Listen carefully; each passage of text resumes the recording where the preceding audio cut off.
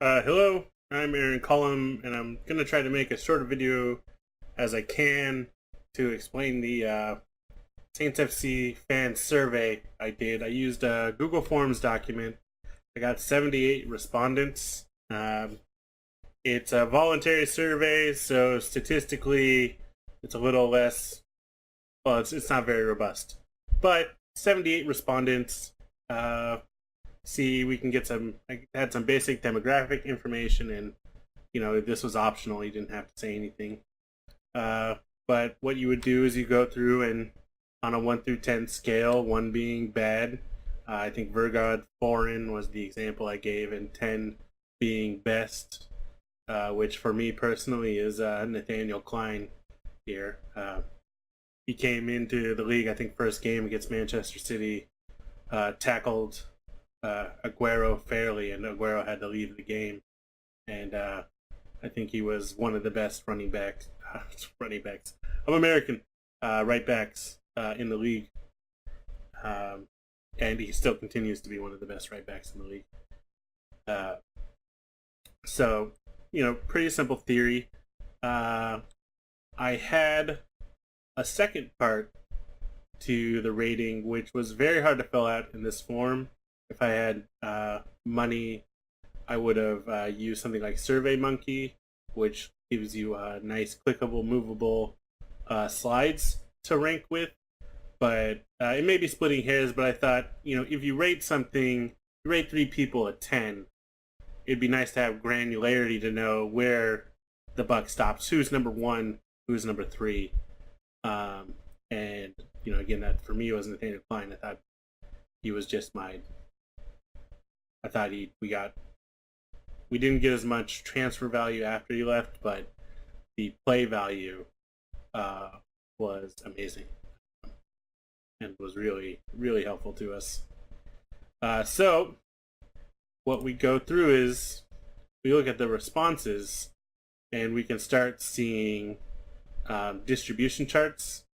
Now, these people all around the world, from primarily the subreddit, are SaintsFC. Southampton are the leaders. Hampshire, country, gender, we're mostly males. No surprise to anybody. 18 to 32 is our principal age group, and you have people fucking about. Oh, excuse me. Maybe I can add a bleep. And then I actually had a nice little distribution of number of years supporting Southampton. So, again, you don't know the honesty, but I think in something like this, people probably tended to be honest. And you can see probably some of these younger charts is because, well, one, we skew younger, so even if you're 7, you're gonna have like 10 years, and a lot of this is American Premiership viewing. I started watching end of 2005, 2006, about when Southampton got relegated.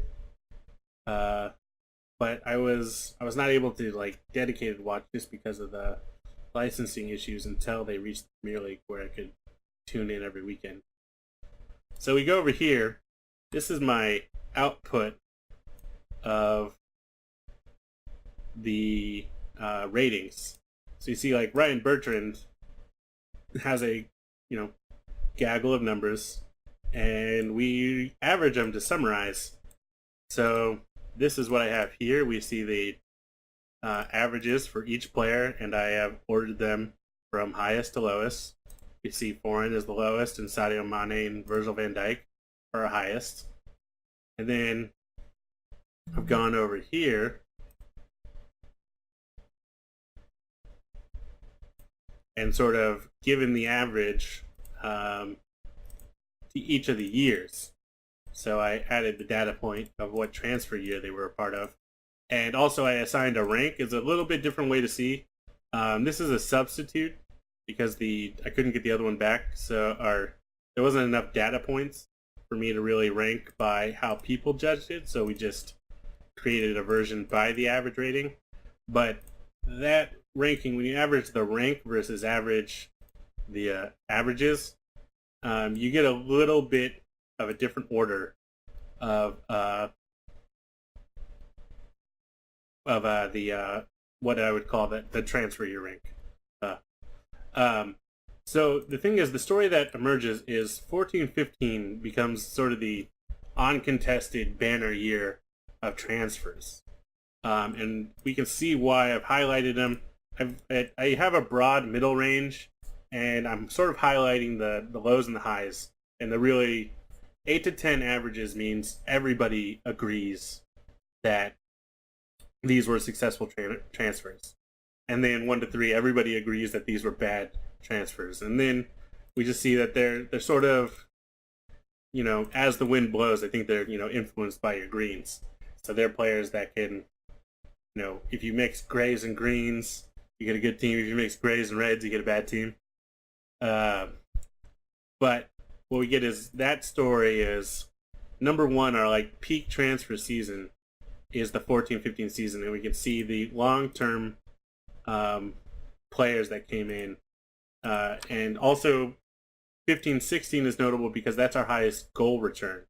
So this all kind of winds up to hitting its peak right here at 15-16, and we see Sadio Mane come in, Graziano Pele, Shane Long. They will score 30 Premier League goals between them in the next season. That's half of the team's goals. So we see a great offensive output coming from this season, and that's why I think we see something very fondly. Because the general rule that comes out of this is that performance is how we dictate transfer ratings. I mean, the emotions we feel about them, we can't really separate. We can't say, oh, we got a good player, we just got a bad performance. We kind of try to do this with Manolo Gabbiadini, but it drags him down into this kind of middling level. So we think we have a really good player, but once they are not allowed to be good players until they have the performances. And that's sort of like a rule of sports. Greatness comes from performance. And, it's not, I don't think that's wrong. But so we see that, one, this preliminary transfer structure to 15 and 16 is kind of like our greatest haul. And so the doing things differently creates a sort of different story. So if we just do it by the average rating, so that's the strongest data point we have. This says our 14-15 year, our first year in the Premier League, and that's Nathaniel Klein, Stephen Davis, Maya Yoshida, and Jay Rod are all long-term performance coming in.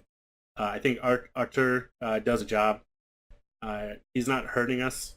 He hurts us in 1 to 2 games, but he also saves us in 1 to 2 games. So I don't think he's a negative. And then we go over 3, Virgil van Dijk, Oriol Romeu, and Cedric Suarez. We see these guys performing, even last season, coming in. 4, Victor Wanyama, Dejan Lovren, and Daniel Osvaldo. And so it's like a good one, a really bad one, and a okay one. Kind of balances it out. But over here in this last part, we see the agreement of the story between the fans of 16-17's 5.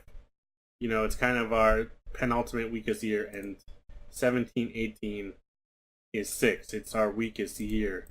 And we've heard Kruger lament about losing the Southampton way. And one of the things, I think that's almost a dangerous thought, because the consolidation seems to be an impact. Like, look at how big these nets are.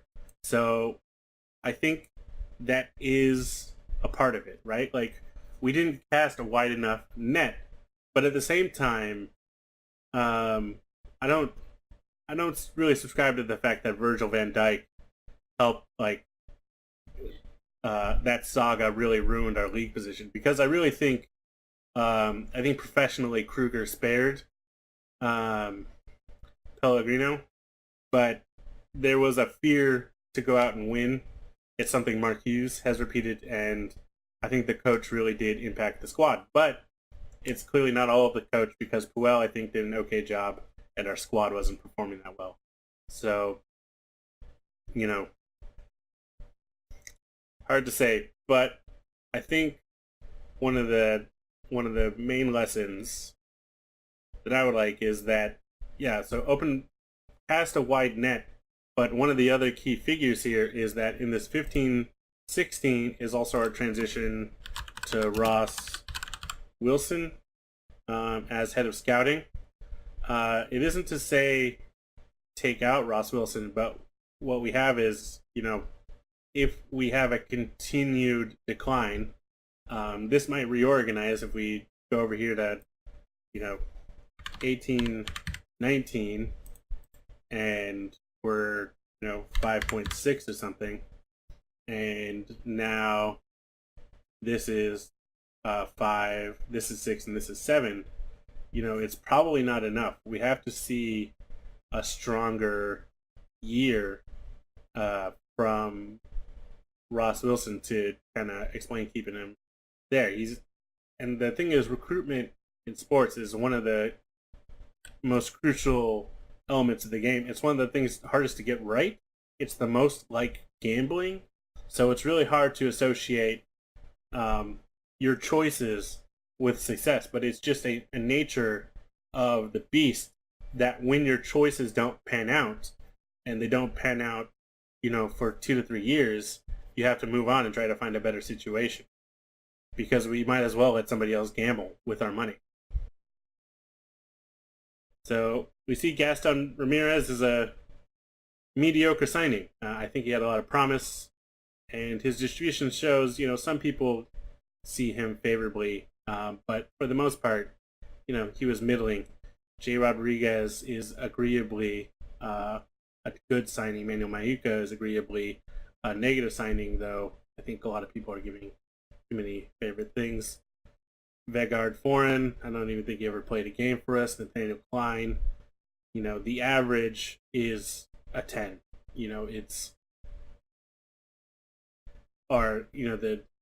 not the average, but if you think about a normal distribution curve, you can kind of see it going out here. People maxed out at 10. They really like Klein. Paulo Gazaniga is split. I think he is probably a 5 for me. Maya Yoshida, we see kind of split, a bimodal between decent to superb, and I think this is probably emotional split. Maya is one of our longest servants, and I think a very solid defender. And for me, I have a lot of love for Maya, so I think I gave him an 8. I was in the middle there. Steven Davis, a great signing, especially when you think about the price. Versatility, experience, dedication, professionalism. Artur Boric, I'm over here on the 8. He came on a free. I think he did really well, and he just had some catastrophic errors that only make me love him more. Daniel Osvaldo, terrible. Hurt us a lot. Victor Wanyama, agreed, good. Dejan Lovrand, you can see the rancor kind of seeping in, but for the most part, we all accept that he did a good job defending that year. Sadio Mane, we love Sadio Mane. How could you not? He's a wonderful player. Shane Long, most of us see the value. I think the 3 and 4 is definitely a result of poor performance in the most recent season. Dusan Tadic probably shows up as, through the years from his transfer, as our most effective offensive player. He's not, 10 goals a year, but he's in the, influence of goals in the range of, 18 to 20. So he's been very consistent. I think he just is easy to blame when things aren't going right. Ryan Bertrand, it was an instant match. Fraser, I think he was a good signing at the time. I think the injury and agility are a problem now. I still think he has a place at the club if he's working with the trainers and trying to focus on agility. His frame is massive. It's very strong. I think it just needs speed, and I know that speed is very hard, especially as you age. But I'm not giving up on him. Graziano Pella, best hair in the league. A good signing. 8, 9, 10, but I think a part of a potent 3. Florin Gardos, I think I gave him a 3. I actually love Florin. I think he had a nice media presence, but he got injured and it just sort of derailed him, and I'm really sad it didn't work out. El Elia helped us get 3 points in a critical spot, but for the most part didn't help our team. Safford Tater, gone in an instant. Toby Alderweireld, wish we still had him. Probably if Font exits, he could be the one that steps up, but he probably would have been nicked by Liverpool too. But he got nicked by Tottenham. Filip Durocic, sorry for pronunciation. Loan signing. I think he showed signs. We could have kept him and tried to develop him, but for the most part, not too consequential. He had a lovely move and pass to Graziano Pelle in our later stages of the season. He was with us. Virgil van Dijk, no question, imperious, just like casual in a very dominating way.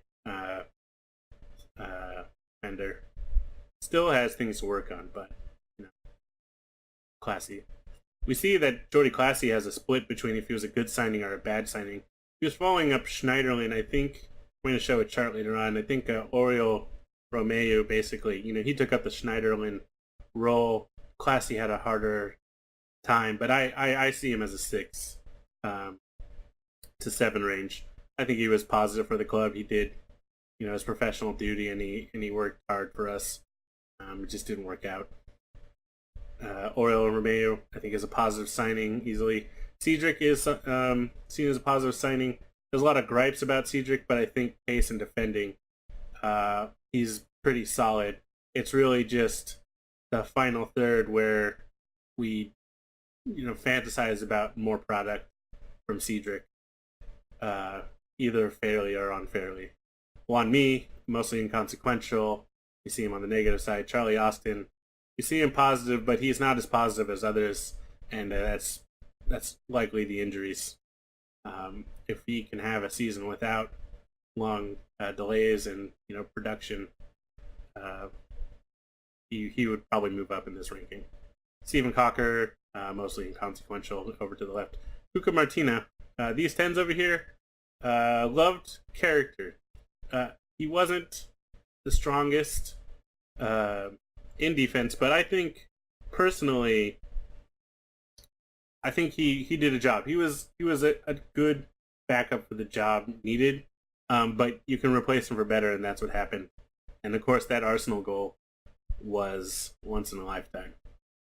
Martin Stecklenburg, mostly middling.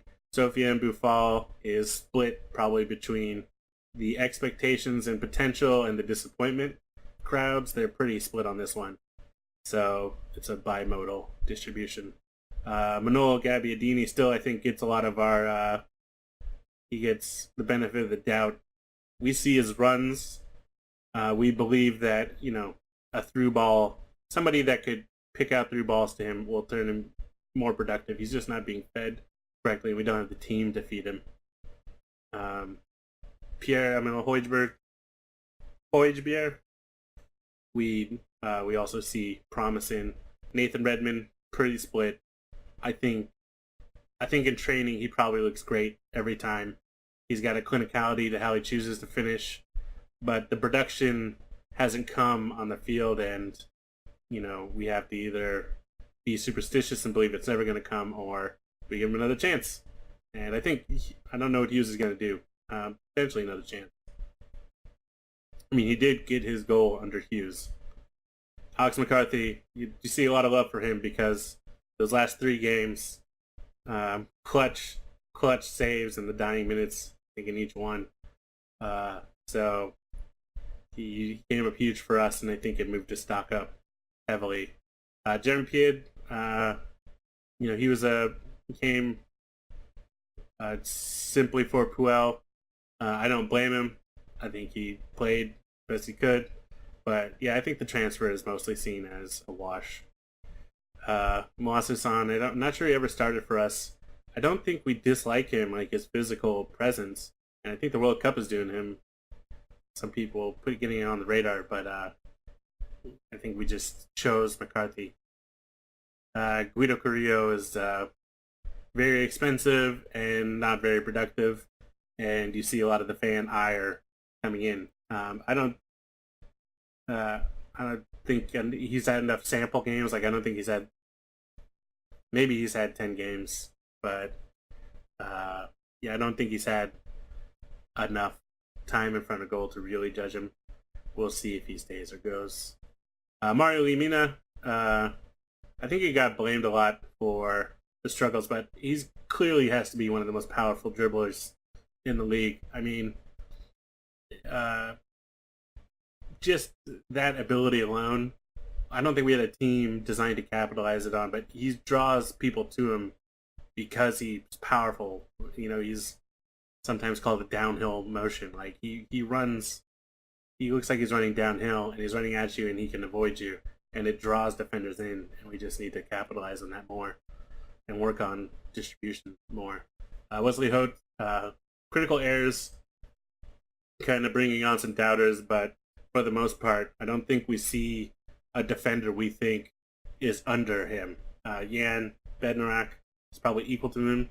We look at our depth chart, we say, who do we have better than Hoot? I don't think it's Stevens. So he still kind of ends up on the favorable side, but it's not in the clear favorable side. That chart is meaningless.